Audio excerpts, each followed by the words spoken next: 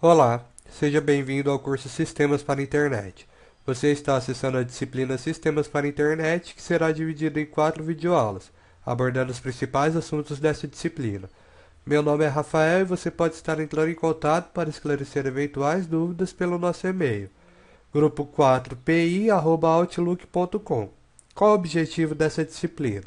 Bom, o objetivo é adquirir uma visão geral dos fundamentos, arquiteturas, tecnologias e tendências de sistemas para a internet.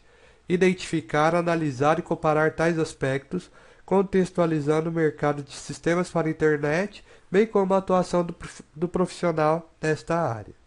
Vamos começar. Bom, aqui está o índice da videoaula 3. Nós vamos falar sobre a história da internet. Os principais acontecimentos dos anos 50, 70, dos anos 80, dos anos 90 e, por fim, dos anos 2000 até os dias de hoje. Bom, vamos começar aqui com 1957. Foi lançado o Sputnik, que foi o programa de primeiros satélites artificiais da União Soviética. Então eles lançaram esses satélites no espaço e obtiveram um êxito. E aí os Estados Unidos ficaram preocupados. Por quê? Porque eles estavam no meio da Guerra Fria. Então, eles precisavam criar um meio de dirigir projetos avançados e desenvolver novas armas, novas estratégias para os militares dos Estados Unidos. Beleza. Em 1962, os Estados Unidos receberam um ataque nuclear. E aí eles investiram, eles já tinham a ARPA, eles investiram em como que eles poderiam fazer para manter o controle desses ataques, desses mísseis, desses possíveis bombardeios que poderiam vir da União Soviética. Então, o que eles fizeram? Financiado pelo governo norte-americano, que tinha o objetivo de interligar as bases dos departamentos de pesquisa, eles criaram a ARPANET. O que era a ARPANET? Ela ligava os militares e os investidores sem ter um centro definido ou mesmo uma rota única para as informações, tornando quase indestrutível. Ou seja, a ARPANET ela era, vamos supor, uma internet, só que num modo retrógrado, ou seja, menor e, e não tão eficiente. Para a época ela era muito eficiente. Por quê? Os cabos passavam por debaixo da terra e haviam várias ramificações. Então, mesmo que uma das ramificações acabasse sendo destruída durante a guerra, teriam outras para que os exércitos militares dos Estados Unidos continuassem se comunicando normalmente.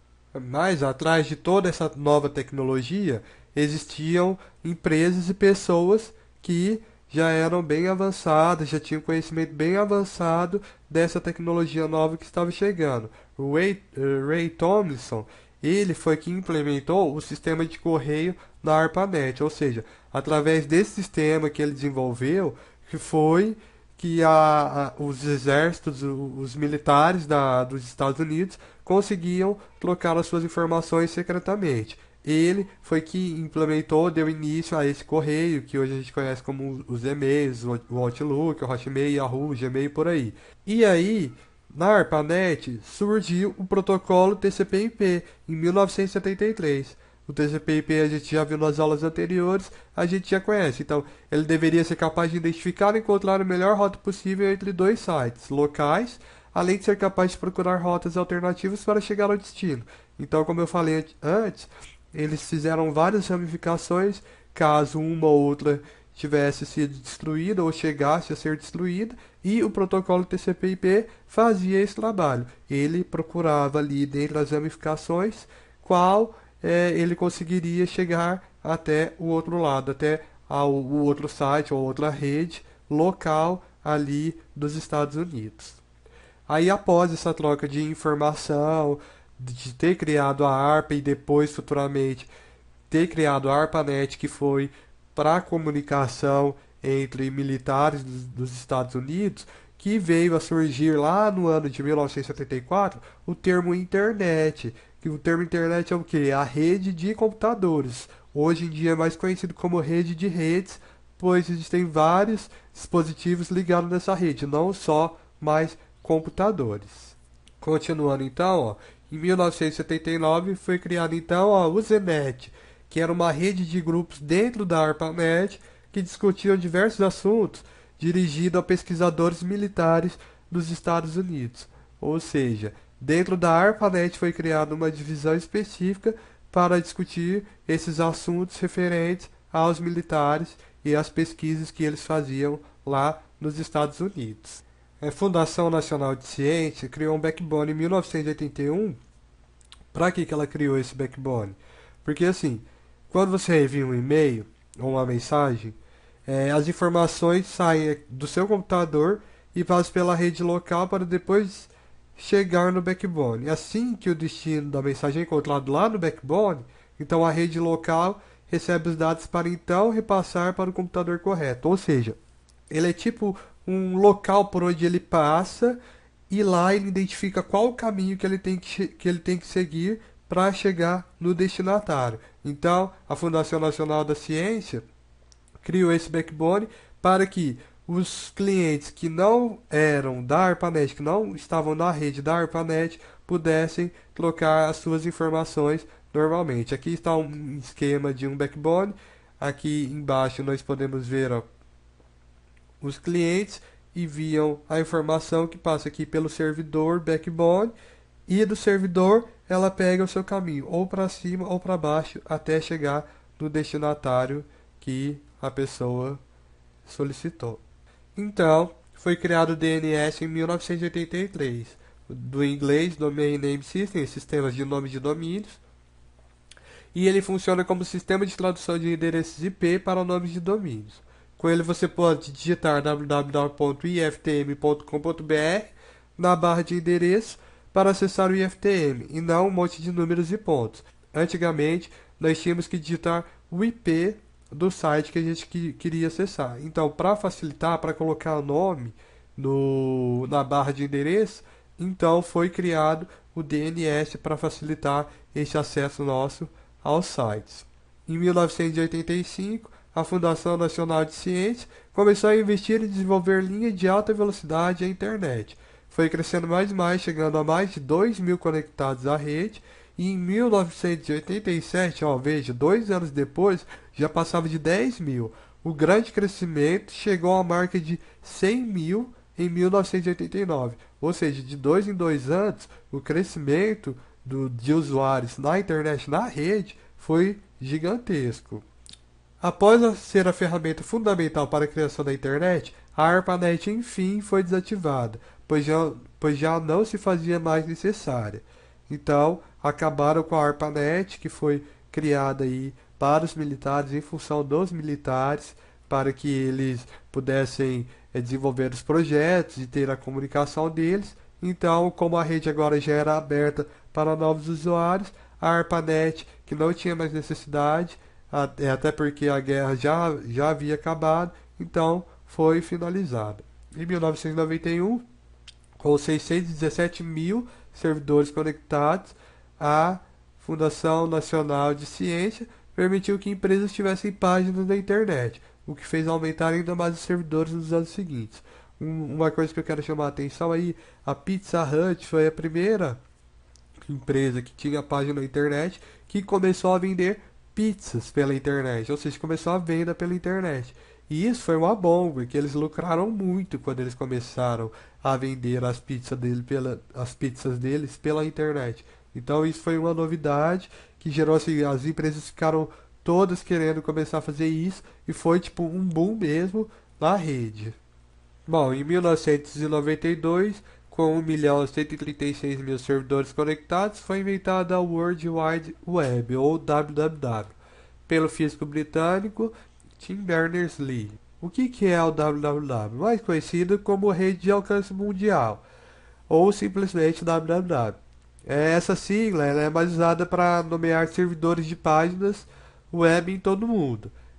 Quando você digita www.iftm.com.br, o www é o nome do servidor a quem você quer se conectar. Ele serve para direcionar o endereço que você quer para o lugar certo. Senão o endereço que você digitou ia parar em outra web, que não a web mundial, uma web particular, por exemplo. Em 1993 foi criado o primeiro navegador gráfico, que foi o Mosaic, que tinha imagens, vídeos e etc. Em 1994, o Netscape é criado. Em 1995, o Internet Explorer é lançado para acabar com o Netscape. O que aconteceu? Tem até um documentário da Discovery Channel que fala sobre a guerra dos navegadores. O Netscape foi uma empresa que surgiu com esse navegador e começou a bater de frente com a Microsoft, que era a que dominava o mercado nessa época. E aí a Microsoft lançou então um navegador também, o Internet Explorer, para superar o navegador da Netscape. E o que aconteceu? No vídeo é explicado melhor, eles chegaram a brigar e aí depois de um certo tempo a Netscape acabou perdendo pro Internet Explorer, que começou a subir mais, cada vez mais, até porque o Bill Gates era cheio da grana. Então ele conseguiu superar a Netscape. Hoje a Netscape não existe mais. Ela fechou, se eu não me engano, em 2013. Ele tinha mais ou menos 0,4% dos usuários mundiais. Então, depois aí de um longo tempo, desde 1994 fechar em 2013, foi um longo tempo que a Netscape sobreviveu. Porém, se eu não me engano, também em 2006 já estava bem ruinzinho, já tinha bem pouco usuário na Netscape, então acabou que ela fechou o ano passado. Em 1996 foi criado o Hotmail. Nós já tínhamos um serviço de e-mail, mas não tão eficiente. O Hotmail é um dos e-mails mais famosos que nós temos aí na internet. Temos o Yahoo também, o Outlook que chegou agora o ano passado, que está também ganhando o seu espaço. Em 1996 foi criado o buscador de internet, o Google, desbancando o atual Yahoo. Desse documentário da Discovery Channel, também tem um outro vídeo que fala sobre a Google e o Yahoo, a briga dos buscadores, que é bem interessante o documentário, fala aí sobre o Yahoo que veio dominando o mercado, só que eles começaram a visar muito os lucros e deixaram a qualidade do serviço de lado. Então veio aí novos estudantes, né? Sempre esses programas, esses booms da internet sempre vieram através desses estudantes. Lançaram o Google, que acabou superando aí todas as expectativas, as expectativas tanto de quem usava o Yahoo, tanto do pessoal que criou o Yahoo e até mesmo de quem criou o Google. Em 1999 surge o MSN, o famoso MSN que não existe mais, infelizmente. Era um aplicativo bem legal de conversas instantâneas.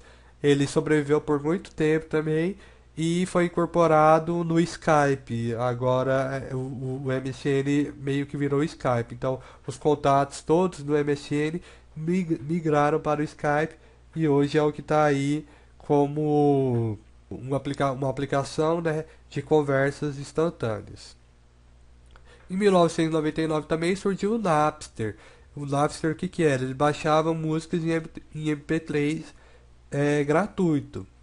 Só que isso gerou uma briga entre as gravadoras, entre os cantores e o Napster.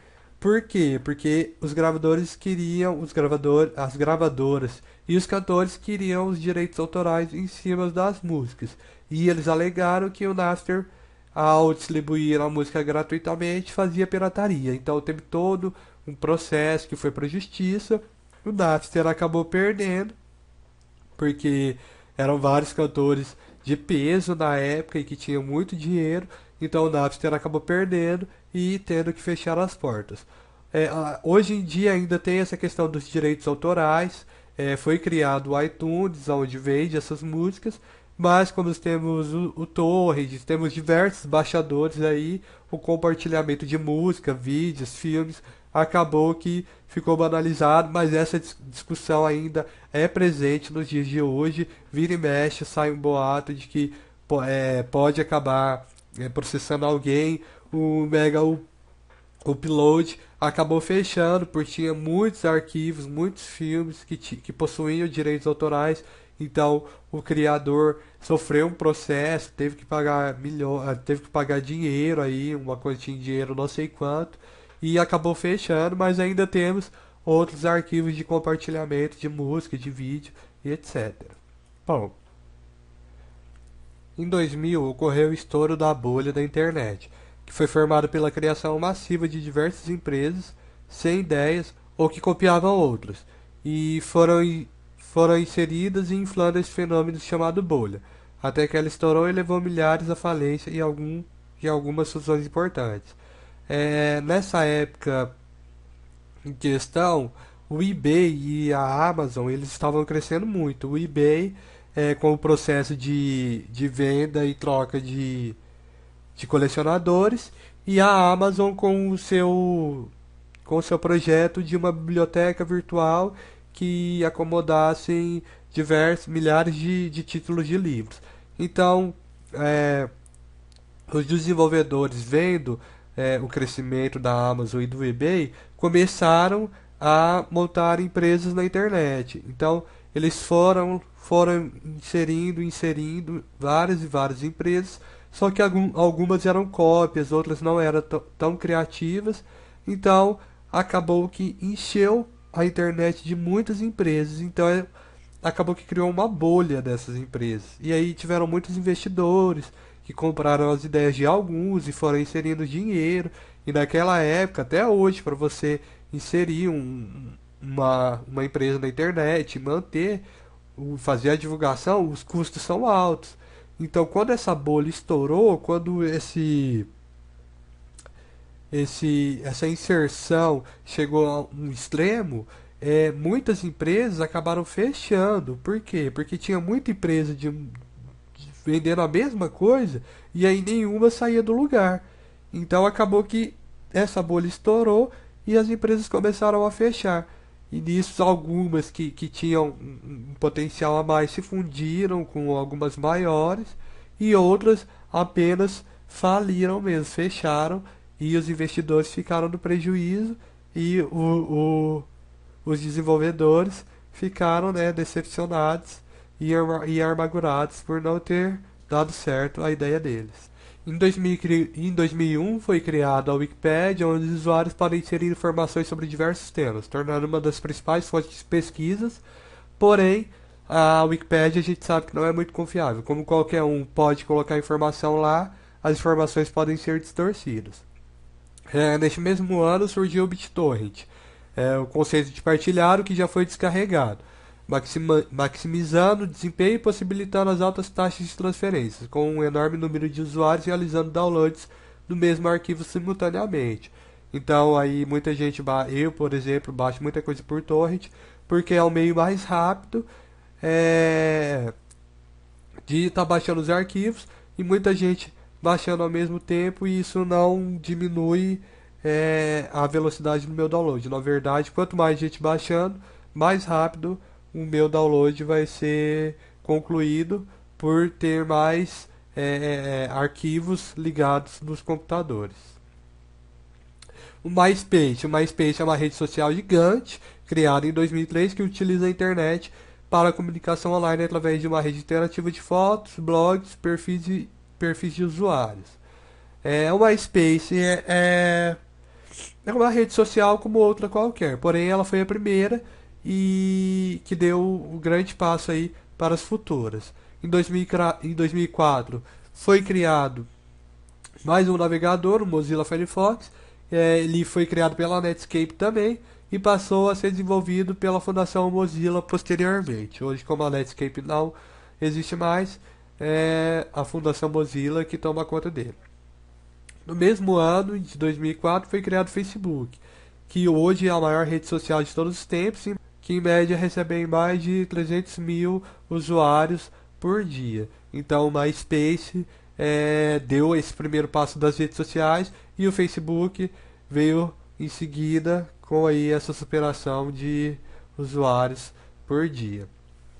Em 2005 já tinha 1 milhão de pessoas com acesso à internet e foi criado o YouTube. O YouTube ele serve para compartilhamento de vídeos, ou seja, as matérias A gente só via em jornais, só os jornalistas podiam gravar e divulgar.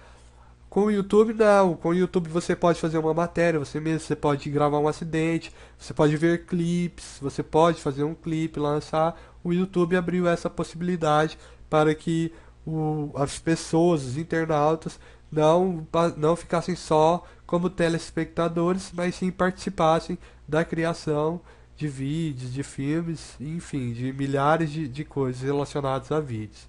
E por fim, foi criado agora em 2008 o navegador Google Chrome, que é o navegador do Google, também muito utilizado junto com o Mozilla e com o Internet Explorer. Esses três aí é que comandam o mercado de navegadores. Bom, eu pesquisei, fiz uma pesquisa básica, a internet chegará a 3 milhões de usuários até o fim do ano de 2014. Uma pesquisa feita pela agência de telecomunicações da ONU, e isso não surpreende ninguém, porque como a internet tem o que 20 anos, em 2005 tinha 1 bilhão e hoje é 2014, se não chegou a 3 bilhões aí, se não já passou dos 3 bilhões, já está bem perto de passar.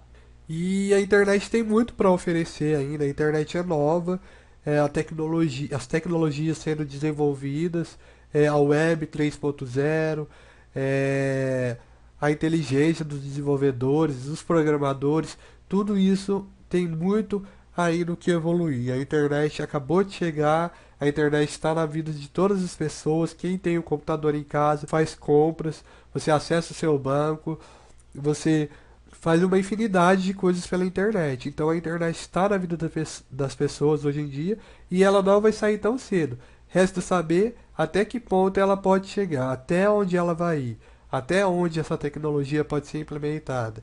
Então vamos ficar aí na expectativa para que venham novas e futuras novidades para a nossa comodidade. Bom, termina aqui a aula História da Internet. Lembrando que disponibilizamos uma lista de exercícios e materiais complementares sobre essa aula, onde você poderá estar aprofundando mais os seus conhecimentos. Espero que tenha gostado do vídeo. Até a próxima videoaula.